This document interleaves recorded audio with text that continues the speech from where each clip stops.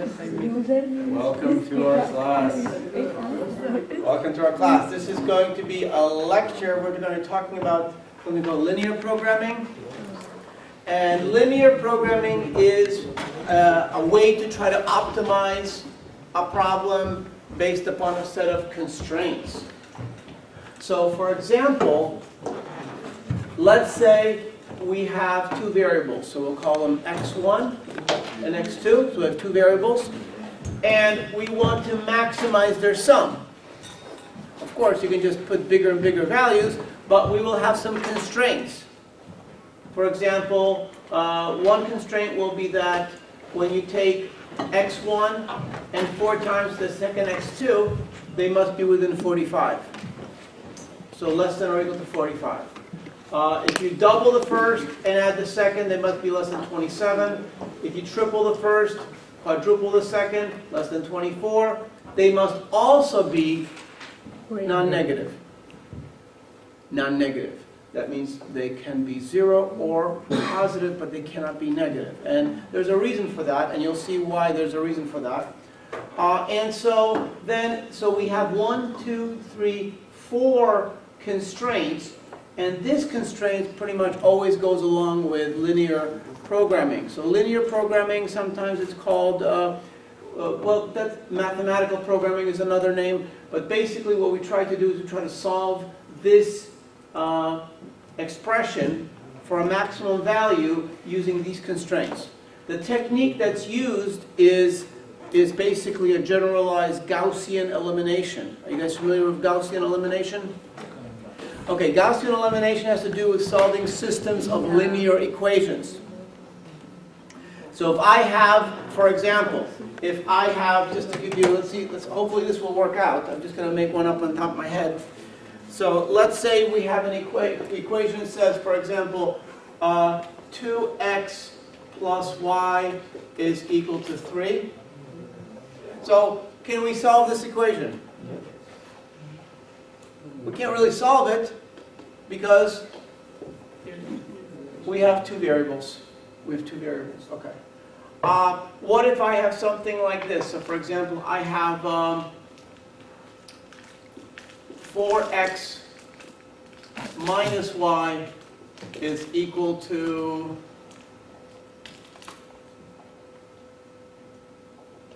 9. Okay, now I also cannot solve this equation, but now I have two equations.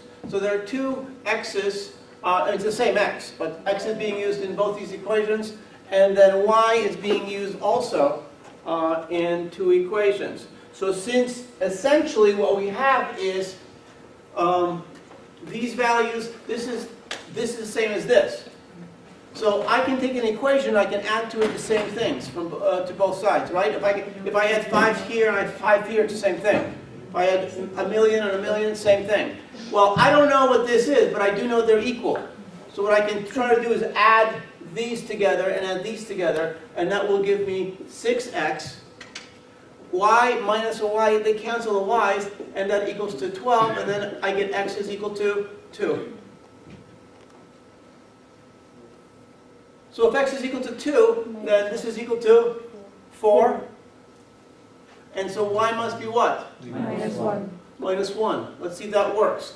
2 times 4 is going to be 8 minus a minus 1, 9. So we solved the equation. So basically, if you have two equations in two variables, you can solve that equation.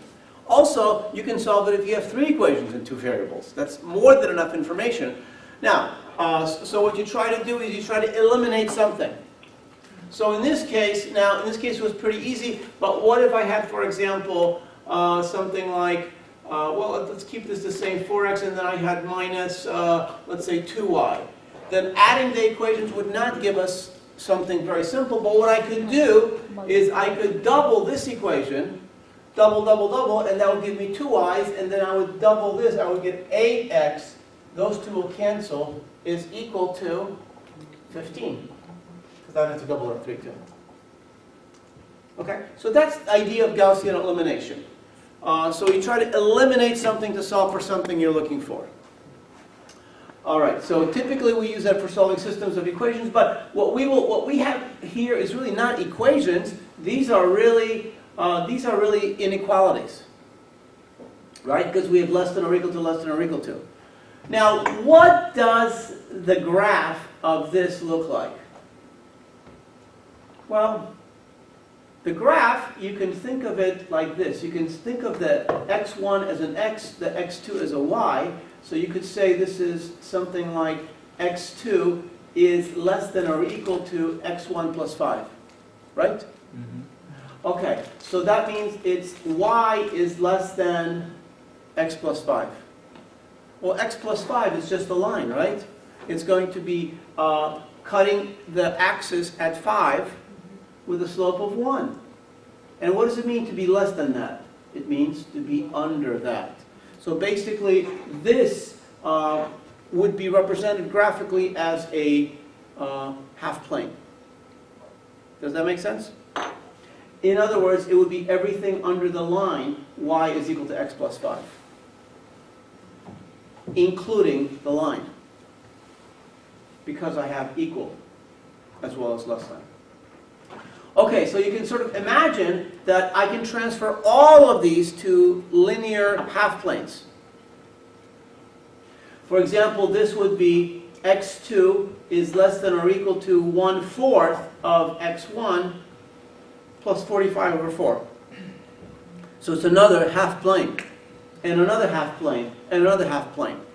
Now this restriction simply says that x must be, if you look at the Cartesian plane with the 4 quadrants, 1, 2, 3, 4, 1, I'm going to do it backwards.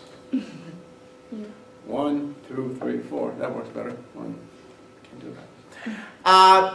If you have that, then basically all this says is that this places x and y in the first quadrant. That's all it says. That is the first quadrant. All right, so that's the first quadrant. So these are the restraints. So what we want to do is we want to find the maximum values. So we can draw these inequalities just like this. So for example, when we look at this first one here, so that was the equation where y is equal to x plus 5 less than that. And you can see that's really this line right here. So this is 0, 5, the y-intercept, right? And then we have a slope of 1. So 1 means rise of 1, run of 1, 1, 1, 1, 1, 1, 1, 1. When we add 5 ones, we add 5 y's, and it gives us to 5, 10. That's the line. So that means that the solution, or not the solution, but the half plane is going to be all this area in here, right? Under and including that line. And of course, all of these are representing the other lines. The y-axis represents x must be non-negative, and the x-axis places x, so x must be in here someplace. But you can see what's going on is that these constraints are actually creating an enclosed polygon. Okay? So this polygon is actually enclosed. Now, so these are all, so essentially we draw the constraints. So the constraints x is greater than or equal to 0 is this one, right? And to the right. This one and up. Below this, below this, below this, okay? So all of these are going to be specifically constraining this area. So how do we find out how to maximize the function? Because the original function was x1 plus y1, which you can think of it as x plus y if you want to, right? Because again, one of them could be the dependent variable, one of them could be the independent variable. It's arbitrary which one we choose. So each inequality represents the half plane, a point within the region, someplace within this region, we can maximize this function. Okay? A region defined by intersecting half planes is always a convex polygon, and we refer to this as a simplex. So this is a two-dimensional simplex. So where's this optimization come from? Well, the optimization is going to be, we can think of it as this line. Because this line basically is x1 plus x2. Well, you can think of it as x plus y, right? And because it's x1 plus x2, we want to maximize its value. So what value is it? I don't know. Let's call it c. So we can say x1 plus x2 is equal to c. Or if you want to substitute x plus y is equal to c. And if you want to solve for y, you get y is equal to minus x plus c. So what does that mean? It means that the line is really a line y is equal to minus x plus c. It means it cuts the y-axis at c, at some point c, which we don't know where it is. We'll let it move. And minus 1x or minus x means that the slope is negative 1. And that's what the slope is. 1 down, 1 over, 1 down, 1 over. It's a negative 1 slope. So you can think of this line, I cannot animate this particular line, but essentially what happens is this line can be moved physically up and down. And actually at the point that it hits the simplex is the point of optimization. So that's what we want to find out. And it looks like it's going to be what? It's going to be 9, which will make the function 18. Because the function we're looking at is x1 plus x2. Notice that if this was a different function and the tilt was different, it might hit the simplex in a different location. It turns out that the maximum values will always fall on the vertices of the simplex in this case. So you're going to see that basically, you can see that it's going to hit that 9 location. Okay, now what if we didn't see it? What if we couldn't visualize it? What if it was not a 2-dimensional simplex but a 3-dimensional simplex, or a 4-dimensional simplex, or a 5-dimensional simplex? Then it gets a little bit trickier to visualize it, but we can still approach it exactly the same way. We'll look at a 3-dimensional simplex and you're going to see that it's not that complicated. We're just going to extend this one actually in another dimension, a dimension of depth. And so what we're going to do is we're going to set up a value for each equation in a system of linear equations. We're going to set up one for each of the constraints. We're going to make an assumption. We don't have to constrain x is greater than or equal to 0, y is greater than or equal to 0, because we're going to assume that they are non-negative. And that assumption is going to enable us to maximize the function. Because if they can go negative and positive, then our system is going to not be consistent and not always be able to increase the function. So we have to find a solution which is going to give us a consistent system, so that each value for x, y, and z is going to satisfy all the constraints as well as it will maximize the function. That's the goal. Okay. So we can modify the problem. So if we want to make this problem a little more complicated, but not too much complicated, we can try to maximize x1 plus x2 plus x3. So now we're going to add a third variable. So now, instead of thinking, so now basically we have lines that are going to be half spaces. Instead of half planes, we have half spaces. Okay, because we have now if you're going to let this equal to y, then you have two different x's. So you can think of this x, y, z. Z is equal to, right? So this is x plus y plus z. Again, we can just use these subscripts because they allow us to go to any dimension we want to. Now, if you notice, we've added 1 to the function, but at the same time, I've only added one constraint. In fact, x3 does not appear anywhere here. These are the original constraints, actually. And I just added this one, which means that x3 must be less than or equal to 4 and still 0. So if you think of this simplex right here, what I'm really saying is that the xy values are exactly the same as they were before, but now I'm extending a dimension z, which is going to come out 4 units this way. So you can think of this simplex, rather than being a flat simplex, now it becomes like a 3-dimensional. Just pull it out, and then it becomes a solid simplex. So it becomes basically intersection of half planes. It gives us a volume simplex, right? A 3-dimensional simplex. And so that's what we're doing here. So just to show, now of course I could very, very easily add these constraints to be a little bit more complicated, but then our spaces would get more complicated, but it's really not that much more difficult to do mathematically. It's just a little bit more difficult to visualize. So this is what our simplex looks like in 3 dimensions. So it's a 3D simplex. So you can see that if you just follow this line right here, that's the original simplex. And then this line right here is that distance of 4, right? So you're pulling out 4 units, 4 units, 4 units everywhere, 4. And then you have the outer simplex, and then all that space inside here is that's the place where you're trying to maximize your function x1 plus x2 plus x3. Okay, so you have, so that's it. And of course, you can see that you can mathematically, so we're going to model it like this. So the problem is, Gaussian elimination works with systems of linear equations, but the problem is, if you really look at it, we don't really have any equations, we have inequalities. And so therefore, the solution of this is not a line, it's actually half plane. Okay, so what we need to do is we want to convert these inequalities to equations. Now how can we do that? How can we convert inequalities to equations? Well, what we can do is we can say, well, I know that it said minus x1 plus x2 is less than or equal to 5, but I'm going to make it equal to 5, because if it's less than 5, then what I'm going to do is I'm going to add another variable. I'm going to call it y1. And that y1 will compensate for the values for it to be less than. So look at it again. Whoops, sorry. This way. So here we have, let's go back to here. Okay, so so this is less than or equal to 5.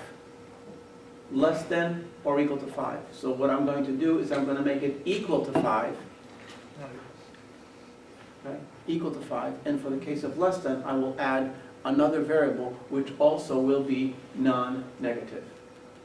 So notice that now I'm adding a y here, changing to equality, adding a y here, changing to equality. Because if it's less than that, then this positive quality will equalize it.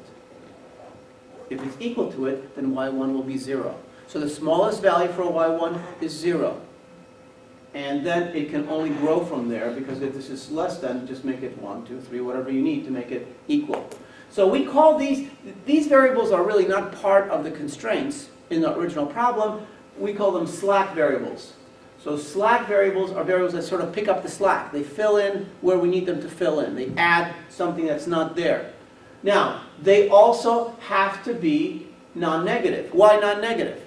Well, because if this is negative, then this would actually be greater than 5 if this was equal. That's why they have to be non-negative. Okay, so they are non-negative. They cannot be negative. So you can see we created y1 and equal, y2 and equal, so we add a slack variable for every one of our constraints, including x3 plus y5 is equal to 4. Another, so we have 1, 2, 3, 4, 5 slack variables. 5 slack variables, 3 actual variables, and again, all of them are constrained to be non-negative. So this gives us, so now the advantage is, I mean, obviously it's more complicated because now we have more variables, but the advantage is that rather than having inequalities, we now have equalities, so now we can apply Gaussian approach of Gaussian elimination. So we have n equal to 5 equations, 1, 2, 3, 4, 5, and we have 8 variables, and of course those are the 3 plus the 5 slack variables. So since m is greater than n, number of variables is greater than the number of equations, we assume that there are many possible solutions, okay? And we need to find the one that maximizes our objective function, okay? So we want to maximize our objective function. And so what we're going to do, this is the way we're going to write the problem. So notice that, let's just count the number of columns. You see it goes from 1 all the way to 8. I'm skipping the last one, 1 to 8. Those 8 columns correspond to 8 variables. Specifically, this column corresponds to x1, x2, and x3, and then the remaining columns are slack variables. So it's going to be y1, y2, y3, y4, y5. Now, if you look at the equations, if you look at the number 1 corresponds to the first constraint, minus x1 plus x2 plus y1 equals 5. So in row 1 is constraint 1. In row 2 is constraint 2, constraint 3, 4, 5. So these are the constraints. Again, we don't put the 0 constraint. It's not important to us because we're just going to make assumptions about it, and I'll show you what the assumptions are. So where is our objective function? And the answer is our objective function actually appears in row 0. So row 0, basically what we have is -1, -1, -1. We start with -1, and the -1 corresponds to the fact that we want to bring this value up. We want to add to this value. So it's almost like minus x1 minus x2 minus x3 is equal to 0. That's really what we're reading here. And what we want to do is we want to produce we want to produce the values of a solution. So what we're going to do is, here's the approach. We are going to do Gaussian elimination by doing something called pivoting the matrix for values of P and Q, where P is some row and Q is some column. Okay, so we're going to pivot. And as we pivot, we're going to put something into the solution. You're going to see how it's going to work. So for instance, the first thing we're going to try to do is we're going to pivot for P equals to 4 and Q equals to 1. Let's see what that means. P4, Q1. So that means P4, Q1. You see this 3 right here? Okay, that's our pivot right here. So our goal is going to be the following. We want to have a 1 in this position. And the way we can get a 1 in this position is by simply dividing this entire equation by 3. If we divide it by 3, we're going to get 1, negative 4 thirds, 0, 0, 0, 0, 1 third, 8. But in order for this, what we want to do is we want to isolate this variable. So we want only this equation to have the variable. Remember what we did here? When we added these two equations, this equation only had one variable. So this equation isolated x. And what we want to do in this case, in column number 1, we want to isolate x1. So that means we want only one equation to have x1. And that equation is going to be equation number, well, it's going to be P, which is 4. So we're pivoting for 4 against 1. So to do that, we need to put a 0 every other equation. Because basically right now, notice that, now this one already has a 0 in it, so that's good. This one has a 2, so we got to subtract those 2. Here's a 1, we got to subtract that. We got to add that. We got to add that. We need to 0 out every single other row for x1. So the way we're going to do it is by typical Gaussian elimination. What we're going to do is, let's say I want to eliminate this one. Well, what's this value? It's a 1, isn't it, right? So now what I'm going to do by pivoting this against this means that I will use whatever it takes. I will do whatever it takes to get this thing to a 1, and then I will do whatever it takes with this row to get u to be a 0. So what I'm going to do is I'm going to multiply myself by 1/3, and then I'm going to subtract myself from u. Or I can multiply myself by negative 1/3 and add myself to u. So negative 1/3 times 3 is negative 1, 0. Negative 1/3 times negative 4. 4. So we need to get a 4 here, right? But, so what are we going to, so the most important thing is we choose, what we're going to do here is by taking the value that's going to make this value a 0. So I'm going to take 1/3, or negative 1, let's use 1/3. So what's 1/3 of negative 4? Negative 4 by 3. Negative 4/3, so I'm going to have to add it to this, so that's going to combine here. Okay, ultimately, let's take a look what happens at the top row, because the top row is where the function is actually being maximized. We're going to be increasing the function, and you'll see why it's being increased in a second. So in order to put a 0 here, I have to add 1. But the 1 has to come from as a function of this equation, P equal to 4, right? So what will produce a 1 here? What proportion? It's going to be 1/3. So if I take 1/3 of 3 and add it here, I get a 0. That's going to zero out that one. Here I'm going to do the same thing. I'm going to get a 0. Here I'm going to do a negative 1/3 and add to get a 0. Here I'm going to do what? Negative 2/3, add it. And here, done. So when we pivot for P equal to 4, Q equal to 1, we'll end up with 1 here and all zeros in every other row for column 1. What that means is that no other equation has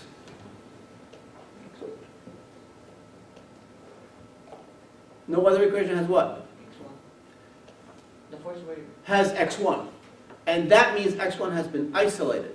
Yes. Okay, so so what's going to happen here is that, let's see what happens to this equation, because we need to get a 1 here. So after we eliminate everybody down to 0, we're going to eliminate ourselves down to 1. So a third of this is going to be 1. A third of this, negative 4/3. 0, 0, 0, 0. What? Negative 1/3. No, because it's just 1/3, right? Yeah. 1/3. It's going to be 1/3. 0 and 8. 8. Now, notice that when I take 1/3 of this and I add it to here, I get a 0.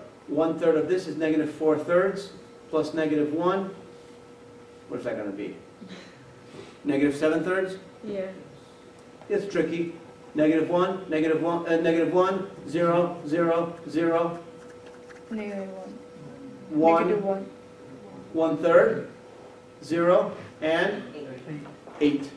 So notice that equation number 1 now is the only one with x1 in its solution. It's going to have a 1 here, it's going to have an 8, but also this function will have a 0 here, but it will have an 8. This corner right here tells you the value of the maximum, what is the current state of the maximized function. So the function will go to 8, and this is what it's going to look like. So notice what happened. We eliminated everybody down to 0 except for ourselves to the 1. So therefore, no equation is including the x1. So in that case, what happens is we have now put x1 into the solution. Okay? And so therefore, when something is in a solution, we call it being in the basis.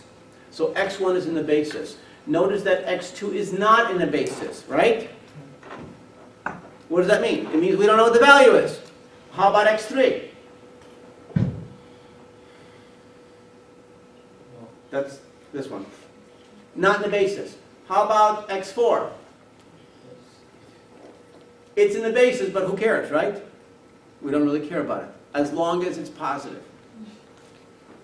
Now, when we took 1/3 of this, notice that all of our variables are non-negative, so 0 or positive. So therefore, if I take 1/3 of this variable, I know that I'm going to end up with a positive value. So whatever I add to this negative 1, negative 1, negative 1 is always going to be increasing the function.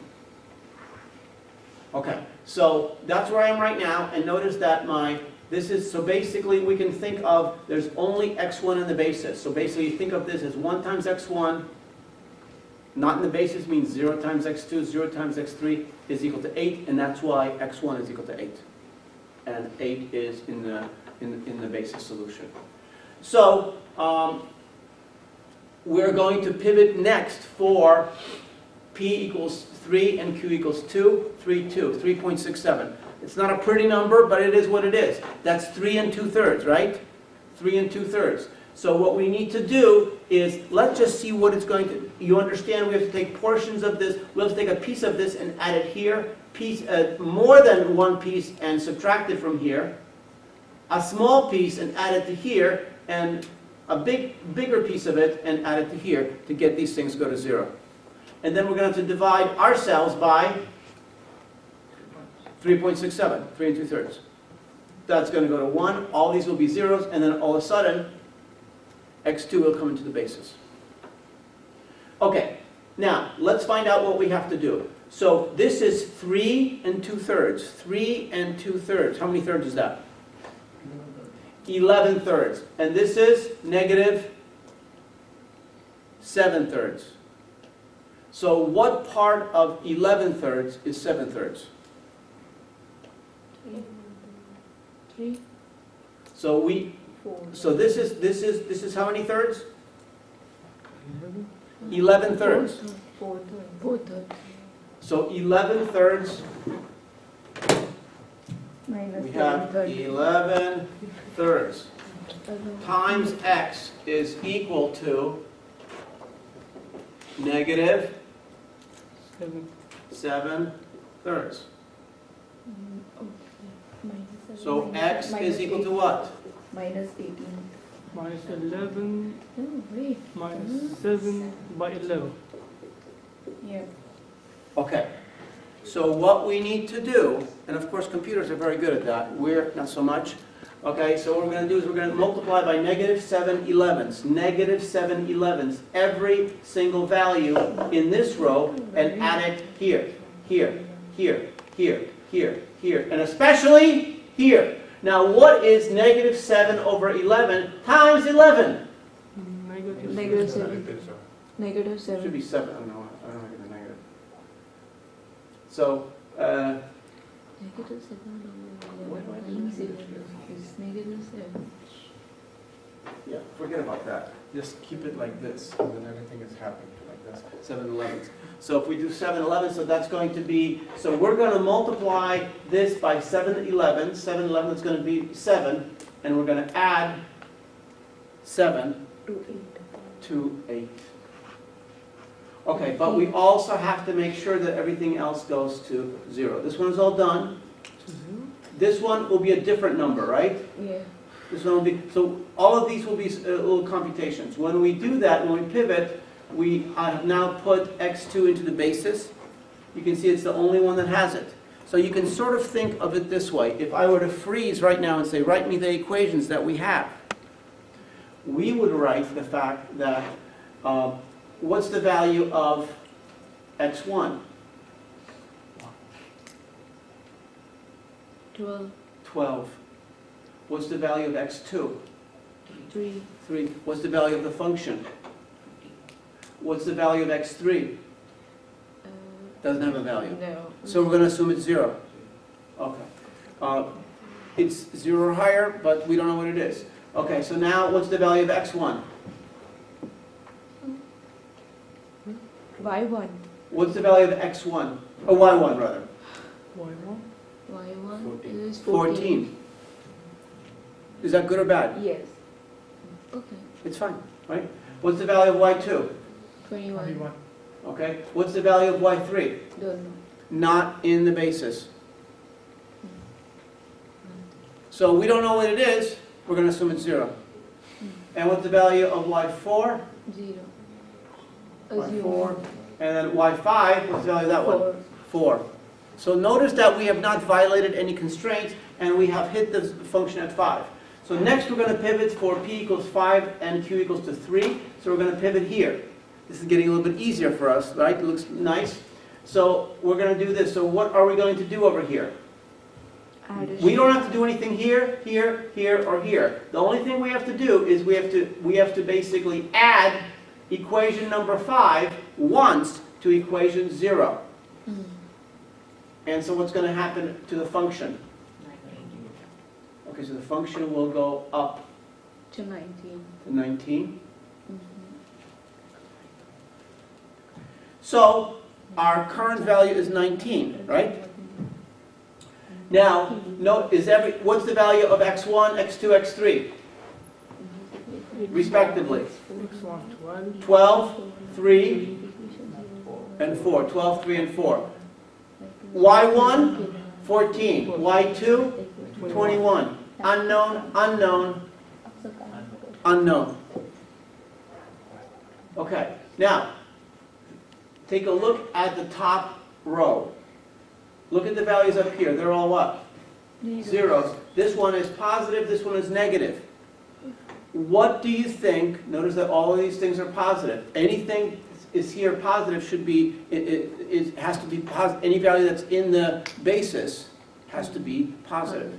So therefore, which value am I going to pivot on? Am I going to pivot with this? Because clearly there's nothing to do here, right? Because it's already a 0, I can't do anything. So the only thing I can do is I can change it when there's a non-zero value here by adding a proportion of something. So my question is, which row, which column am I going to be able to pivot in, 6 or 7? Well, think about what we've done before. We've always pivoted with what kind of value on the top? Equivalent. We always pivoted with a negative value on top. Why? Because we chose this -1 because we had to add a positive here, and a positive here will add a positive proportion to here, so we'll increase the objective function. Okay? If this was -1, we'd have to subtract one of this, and that would decrease it to 11. Yes. Okay, so we always will choose from the top row any value that has a negative value in it. Now, so we are going to definitely be using column 7. And now, what are we going to use this No. row? No, because this one is not going to give us anything, 4. right? Are we going to use this one? No. Why? Negative. Because that's going to be subtracting, right? Okay, so what we want to do is we want to add a proportion of this, or a proportion of this, or a proportion of this. Actually, if we were to add this one, how much would we add to the objective function? 12. So we're going to try. And so what happens is, we're using 7, Q is equal to 7, P is equal to 2. So 2, 7, 2, 7, that's the one we chose, actually, that's the one I used. Right. Okay, and then our objective function went up to 22. Let's see what's in the basis, yes or no? Yes. Yes? Yes. Yes. Yes. No? No? Yes. Yes? No? No. Okay. So this maximizes the objective function. All entries in row 0 are non-negative, so any pivoting will now decrease the function. So there's nothing we can do. So this is the optimized function. This is the value of 22. Okay? Let's take a look at a 2D simplex. A 2D simplex is even a simpler one, but I'm going to show you in this approach how sometimes we can make a mistake. Not a mistake, but a step that we have to take back. So what we're going to do is going to try to maximize this simple function, this original function, x1 plus x2. Because remember, the last one we maximized x1 plus x2 plus x3. By the way, let's go back to here. Can you tell me how I would set up my matrix if I wanted to maximize the function x1 plus 2x2 plus 3x3? How would I maximize the function x1 plus 2x2 plus 3x3? You put that as function zero. -2. -1, Minus 2. -2, Minus 3. -3. So this is a way you can, so this is the way you set up your objective function. You basically put the number opposite of the coefficient of the function you're trying to maximize because you're trying to make this twice as important. So this is equivalently -1, -1, -1. But if we had a different set of values, then you would have different values here. So for example, if I had -1, -1, and -8, then the function I'm maximizing is x1 plus x2 plus 8x3. And that would be possibly a different set of values because now that x3 is a much heavier value. So it's more important for the x3 to come out because it's going to be times 8. Each one produces 8. But for x1, x2, each one just adds 1 to the objective function. Okay. So take a look at this original setup. So the original setup, we had maximized x1 plus x2. Again, these are the constraints. These are the slack variables. So we have the first one plus slack, slack, slack. We only have 4 slack variables. So that gives us 1, 2, 3, 4 constraints and the objective function. So this is objective function is x1 plus x2. Everything's 0. And now we're going to try to do the pivoting. Yes? Do we always change the value, sign of the coefficient? Because over here we didn't change the sign of the coefficient. Minus x1 plus Here? x2. Yeah. Yeah, because we're trying to add to it. We're trying to add to it, and this is simply showing you the relative value of each of the variables. So -1 means they're both equal value. If otherwise, if this was, for example, -8, then if it was -8, then you would basically have to double this to make a 0, and doubling this would give you 90. But if it's -1, you have to take a quarter of this, and so you're only increasing the function by about 11 or 12. Okay, so this is the relative weight of the terms.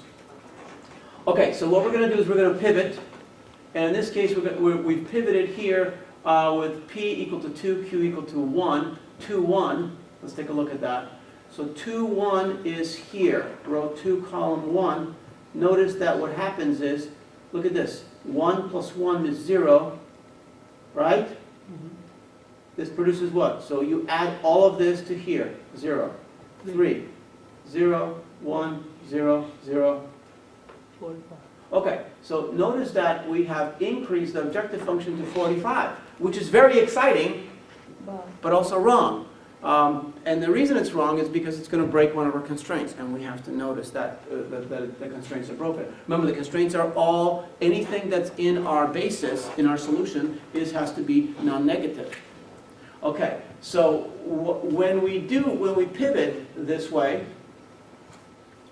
okay, when we pivot this way, what we're going to do here is we're going to also add all of this to here, so that's going to be 0, 5, 1, 1, 0, 0, 50, right?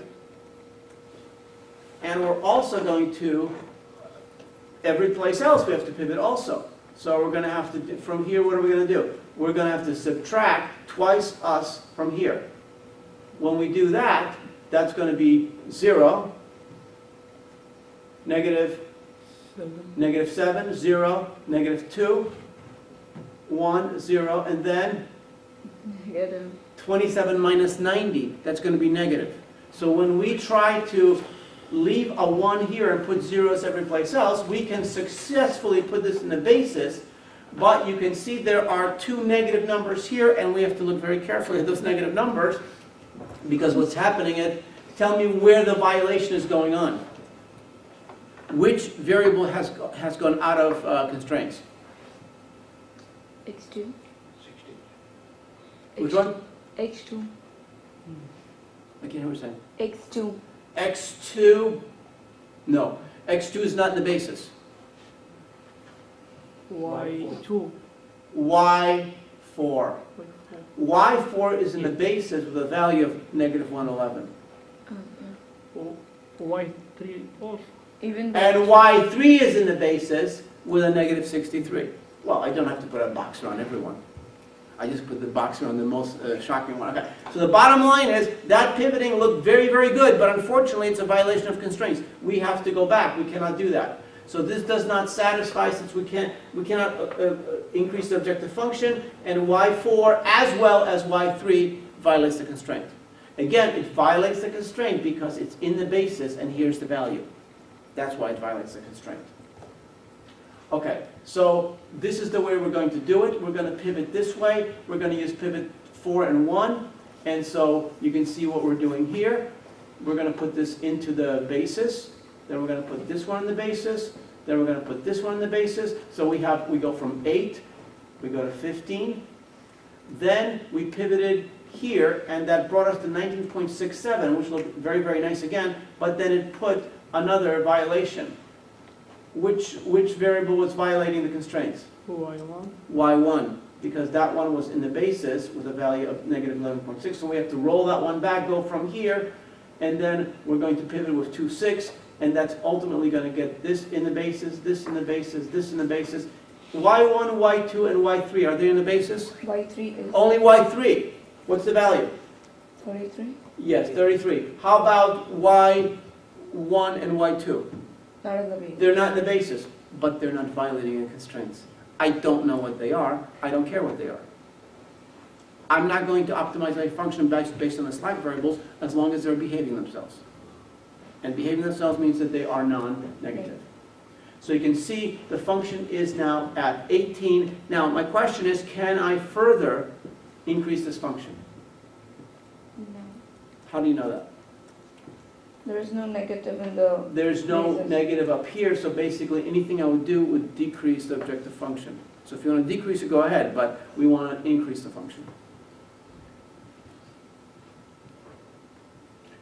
Okay?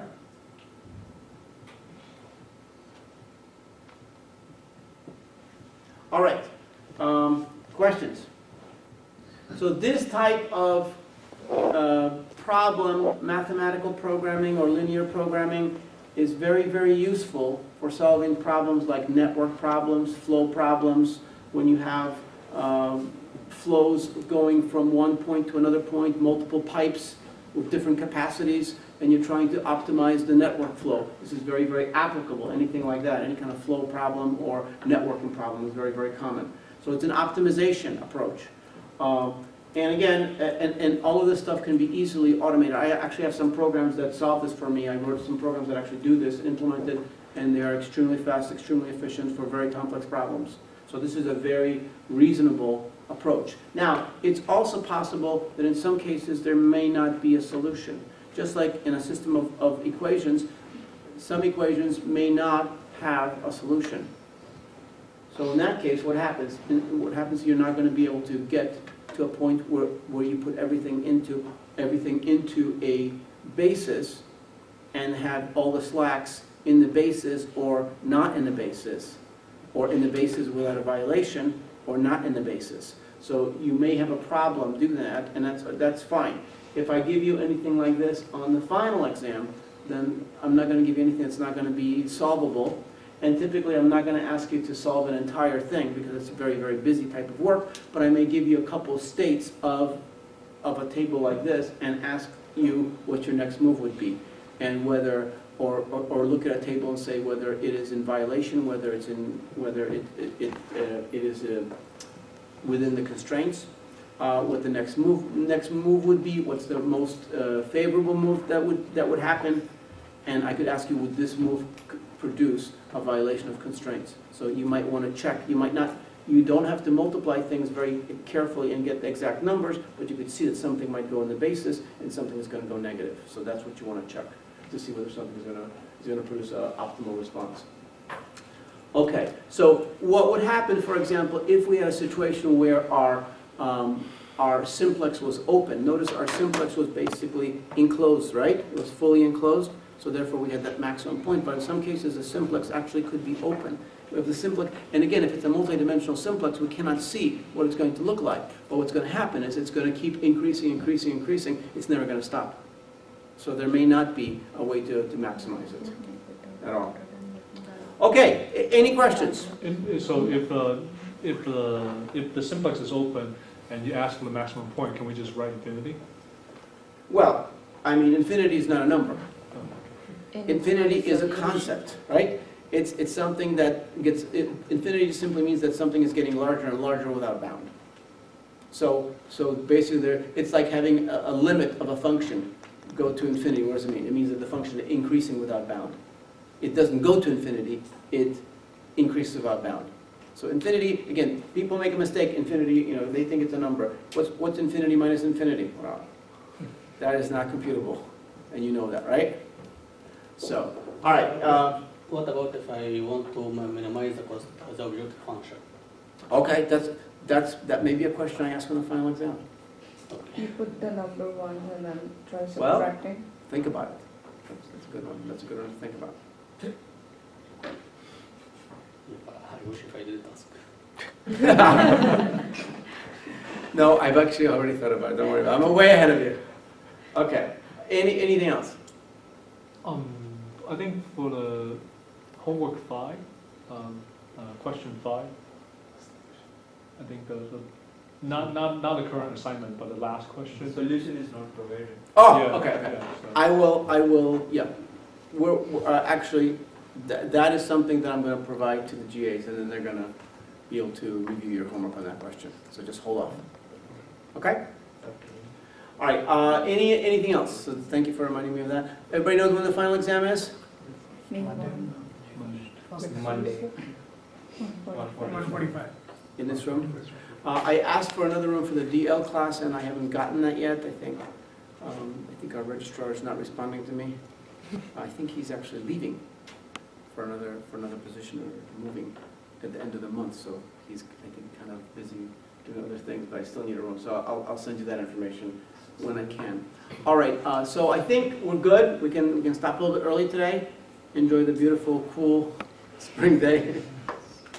All right, and I will see you guys on Monday. All right. So you can bring a sheet of paper with things like formulas. That's perfectly fine. No telephones on the exam. Okay, no communication devices. If you use a telephone, you'll automatically get an F. But I think the test is going to be very reasonable. Just review, it's going to definitely be leaning towards the latter part of the class. And maybe, some little bit more thinking, like, the problem that Allah decided to give us. That means you have to think, that means we haven't done it, but you should be able to think of it. As this is called design analysis of algorithms, you would like to be able to design something or to come up with an idea how to do something. Okay, so yes, I will probably ask you a question or two that will make you try to solve a problem that maybe you haven't seen before. But don't panic, okay? It's important to just not panic and say, okay, this is, let's try this, okay? I'm not giving you anything that's impossible. But it might not have been done exactly the same way in class, so let's think about how we would do it, or compare it to something that we might have done in class. Okay? So bring your cheat sheet, handwritten only. Yes, you can use both sides of the page. I always ask that, both sides of the page. And yes, you can write incredibly small, as some of you do. I cannot read any of the stuff you guys write. I mean, it's like, wow. I think 20 years ago I could, but not anymore. All right, and study hard. I wish you good luck on all your exams, all right? So see you guys on Monday. Thank you. Yep, thanks.